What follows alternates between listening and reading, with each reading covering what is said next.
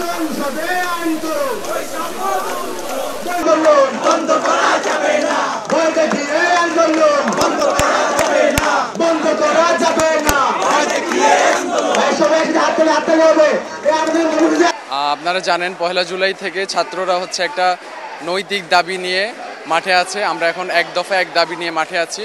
সেই দাবিটা হচ্ছে সংসদে আইন পাশ করার মাধ্যমে যাতে যত ধরনের কোটা আছে সেটাকে সর্বোচ্চ 5% রেখে বাকিটা যাতে মেধার ভিত্তিতে নিয়োগ দেওয়া হয়। সো বাধা আসুক, যেটাই আসুক, এটা ছাত্রদের নৈতিক দায়িত্ব। আমরা যদি বাংলাদেশের ইতিহাসের দিকেও দেখি, যত ধরনের ছাত্র আন্দোলন হয়েছে সেখানে কিন্তু বাধা এসেছে।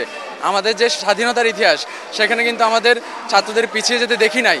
52তে আমরা আমাদের ভাষার অধিকার ছিনিয়ে এনেছি, যত ধরনের বাধাই আমাদের আসছে।